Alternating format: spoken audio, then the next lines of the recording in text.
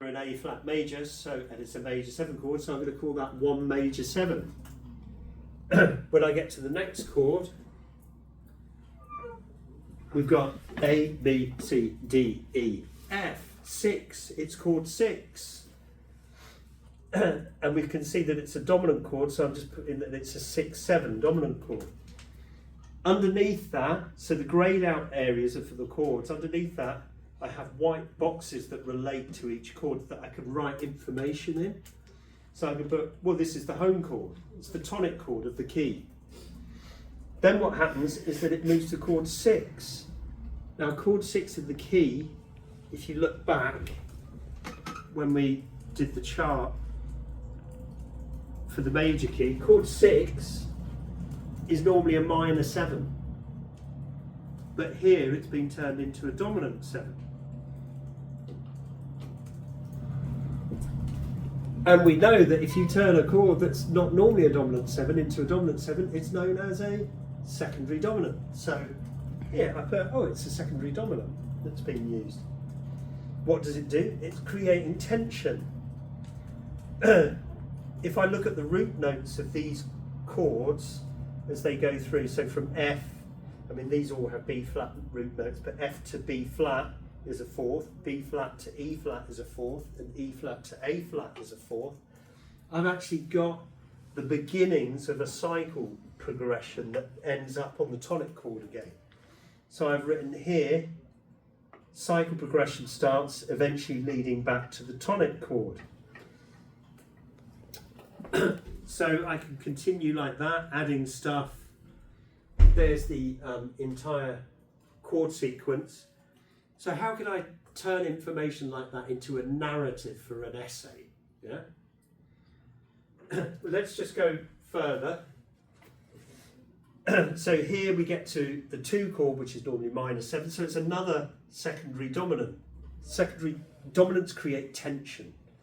So I put creates tension. Then it happens again for the next bar. The tension is prolonged. But then it turns from a B flat dominant 7. So the major third of this chord goes down a semitone to turn it into a minor 7th chord, and we're back in key. So what does that do? That adds some partial release because we're back in the key. It's not the tonic chord of the key, but it's still in key. Then we get to an E flat 7, and it's called 5 in A flat. So this is the dominant chord of the key, which creates the ultimate tension because it's targeting the root of the key. So when we land back on chord 1, we have total resolution, and from 5 to 1 is a perfect cadence. So I go through other things. I mean, there's some interesting things here, like we get this chord here that's out of key. On the substitutions chart, we can see that it's substituting for a 5, which creates tension, but it's also can be seen as parallel modulation because in the parallel minor key, that would be the 7th of the parallel minor key. And then we can see that this chord, which is substituting for chord 5 usually resolves at chord 1. And where does it resolve? Chord 1 again. So we're seeing things in there like, you know, once you understand some of this stuff, I can look at a chord progression and you could just show me each chord by chord, and you can often predict what the next chord's going to be. You know, it becomes quite obvious after a while. Okay. So there's now a load of repetition. So I put as before,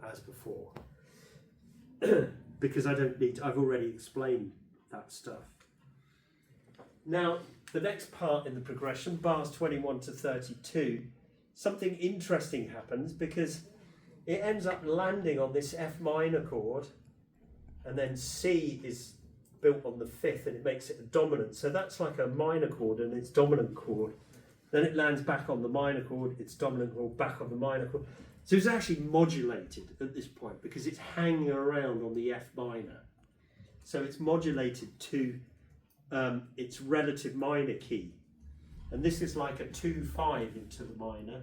And then we have chord 5 of the minor, chord 1, chord 5, chord 1. So what I've done here, it's called 6 in relation to the original key, but it's called 1 in the relative minor. So I've sort of noted that and I've talked about it. So I put diatonic sub for chord 1 major, but could also a modulation to the relative minor key. Perfect cadence in F minor from the C7 creates a perfect cadence. Chord 5 in F minor. Perfect cadence in F minor from the C7. So I'm just describing what's happening there. Okay, so I've got all that information in my chart about the chord progression. And I want to describe it as a narrative. So the type of analysis that we've just undertaken can now be described in the body of your narrative, for your essay. The chart we completed is the basis for written narrative. The chart can be included in the body of your text, broken into sections as you talk about them in your essay, as a visual guide to complement and highlight your narrative. So this happens, and then they go to chord 5 on this, and that's because, it could even be included as a complete appendix, so the entire sequence is an appendix. The key here is that you would add substantial weight to an academic essay of this type by using this type of analysis. Let's see how we could use our chord sequence analysis chart to generate narrative for an essay. Okay, so I could be writing in my essay talking about this. It's example 1, so I've labelled this as example 1. I'm talking about this part of the sequence, not the entire sequence, just part of it. So here's a narrative I created for that. Example 1 demonstrates how the progression commences with the tonic 7th chord of A flat, which is the A flat major 7, thus establishing the overt major tonality.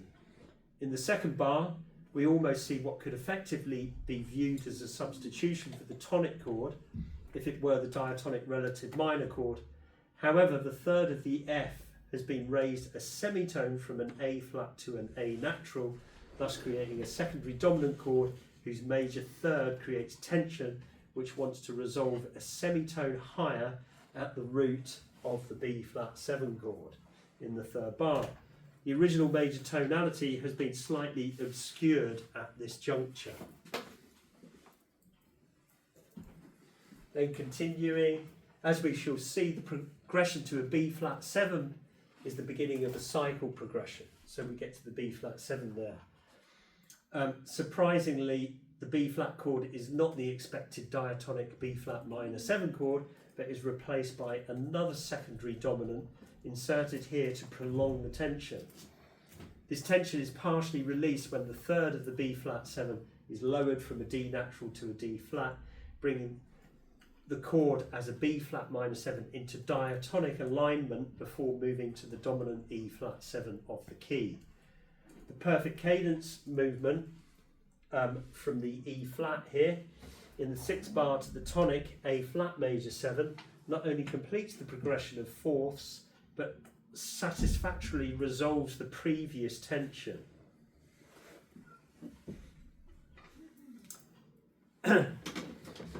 Okay, so that gives you an idea of how you could, the best thing to do when you're writing an essay of this is to sort of start gathering stuff before you actually write it. Have a look at things and gather information about the chord progression, about the melody and stuff.